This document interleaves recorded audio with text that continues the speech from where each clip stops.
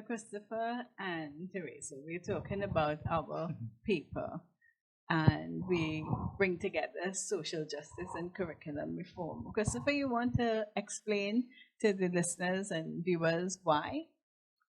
So there's several reasons why we're interested in these topics of social justice and curriculum reform. For me, what I found most remarkable about this current moment and this opportunity to reflect on our current moment is the fact that we have twin processes occurring right now in Belize. There is curriculum reform happening, ongoing at the moment, that we're all involved in as teacher educators. And there's also constitutional reform happening. And while the two appear on the surface at least to be separate, we have discovered that these are in fact related, that there's considerable overlap between the two processes. And we were exploring that in our work. There is a very clear suggestion that maybe they're not as related as. But they appear in the curriculum documents. We see the guiding principles that sort of align themselves to social justice. And when we talk about social justice, we're talking about things in terms of advocating to ensure that people who may be marginalized and not participating in education as they should, that they are included. And the question that we had in our discussions is, do these curriculum reforms really address those social justice concerns? Yes.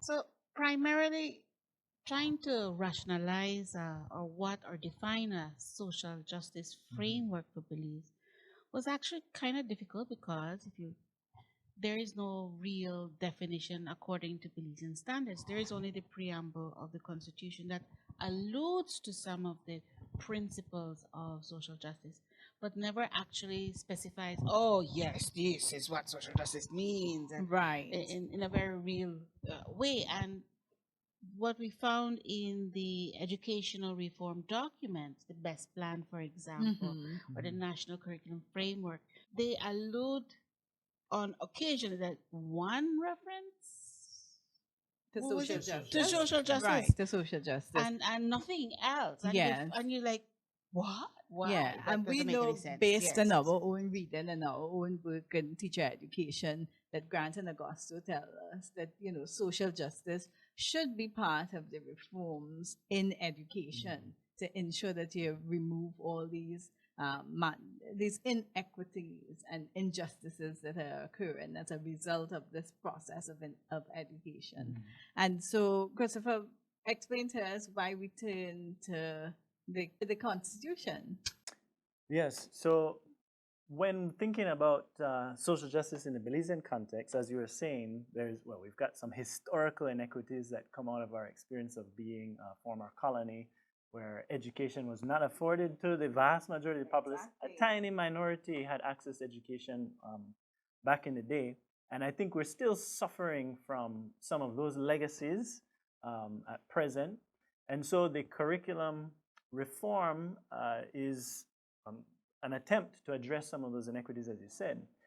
The issue is, while social justice, as you were saying, isn't explicitly mentioned, there does seem to be a lot of references to concepts that are, of course, of relevance to social justice. But the problem we've observed here is, how do you obtain a definition of social justice that fits for our Belizean context? And we turn to the Constitution of Belize, the Belize Constitution, to find this kind of undergirding principle on which we could ground a definition or an understanding of social justice. And what did we find? So yes, we found that there is explicit mention of social justice in the preamble to the Constitution, in Clause B, but that explicit mention was actually quite powerful because it seemed to provide an imperative.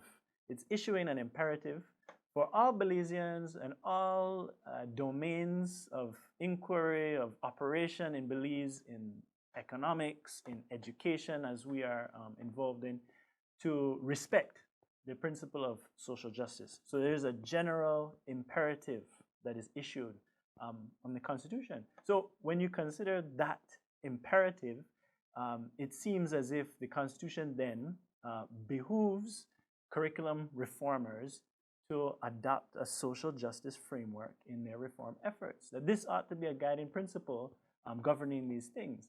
And so as researchers, we looked at the whole process of the curriculum review reform process, at the documents that are issued, and examined them in the light of this, this imperative, as it were.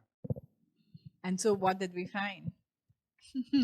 We found that, okay, they've only mentioned social justice once, really, and in light of a religious framing for curriculum reforms. But while they may have made some token references or contributions or discussions or suggestions of how they can rescue marginalized communities, there's not much evidence of how they're going to do it or where it's going to happen. And even when they share the information about how they went through the curriculum reform process, they weren't talking to those marginalized communities. They say they're going to talk. They were talking to the business. That's their first order of entry in this. They've repeated this notion several times. It's all about economics. What about art? What about history? What about all of those other things that, for example, a higher educational framework would require from teachers or understanding in order to and certainly as teacher educators, we know that social justice should be, as Christopher just said, the Constitution tells us to focus on social justice in education. And therefore, as teacher educators, we have to focus social justice needs to be embedded in what we are doing within our practice, but we are not seeing that as the curriculum reform. The curriculum reform that is being pushed is the competency-based reform. And so the question is there an alignment between competency-based reform and social justice?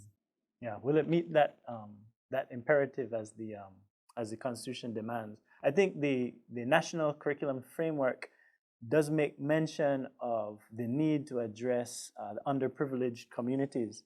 And then the question is, how exactly will that be accomplished using the efforts that are currently being used there? And then the question is to the person who is listening to this, or who is thinking about that, or who has a child in school, or who has just signed up, what does this mean about being, focused on social justice and teacher education? What does that mean? I mean, that's what we are investigating here in our presentation. Yeah, what does social justice mean in this Belizean context? So for Belize, taking into consideration a decolonial, post-colonial, and all of the rhetoric that goes along those lines, if you take that into consideration, things like the inequities of gender or gender issues. Well, I mean, when we talk about that, we know in Belize that, for example, at the tertiary level, we have more women than men. Yes. And so is it that we have to think about how we get men into tertiary education? Is that going to make it a social justice issue? Or the other issue where we know within the participation rates for secondary education, for example, only 40% participation. Belize has the lowest rates in the Caribbean and this region and the Latin American region. Right. Yes. So how is the curriculum reform going to address those kinds of issues? Yes, they talk about increased access, but what will be done, and what do we do as teacher educators to ensure that what happens remains an advocacy for those people who are marginalized, the isms and schisms of the. And so that's our discussion, really, in the beginning of our discussion around social justice and social justice in teacher education. And so we raised some questions. How can we focus on social justice issues in education at all levels, not only in teacher education, but also primary and secondary levels? I think our role well, of course, being in this environment, in our role in the higher education sector, of course, we are kind of focused on what our responsibilities are at that sector.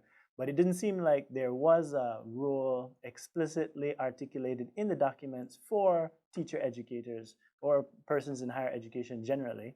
And so another aspect of the research is to articulate that role and discern that role. What are our responsibilities as teacher educators in contributing to this process, in reflecting on it, analyzing it, and providing some feedback on these processes?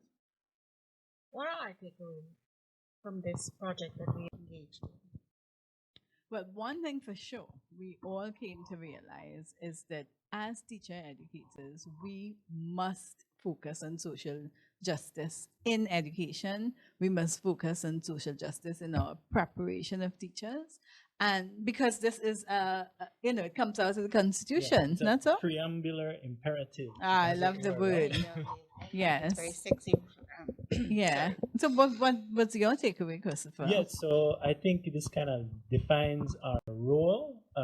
It outlines a responsibility that we have as teacher educators. The Constitution itself seems to demand that we uphold these principles and we carry out this role in doing some critical consciousness raising in our classrooms, because the teachers really have influence and to encourage students to be able to analyze these real issues and in society. engage in practical, real lived experiences kind of ways. I think it's very important also that we acknowledge the need for a reflective kind of methodology in the way we engage with students, whether it's little ones, whether it's our big ones.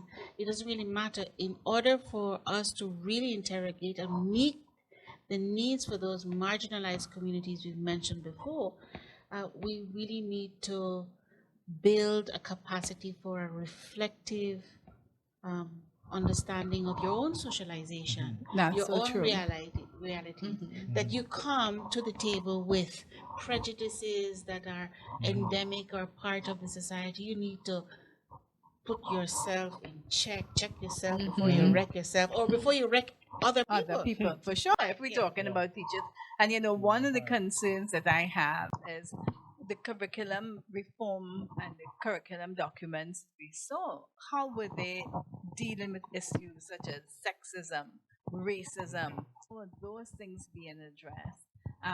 How will students get the skills to think analytically around those kinds of concerns? And so social justice needs to be taught. We need to bring those words And embed and put them into our curriculum and think about social justice issues. So our work as teacher educators is cut out. I think that we are really happy that we took this journey to look at the curriculum reform, look at the constitutional reform, and really remind ourselves of why, as teacher educators, we are doing what we are doing. It is, I think it's imperative that we remember that it is higher education's responsibility to interrogate these reform movements. Yes. And to bring awareness to what is happening, how it will affect, and to find a way through.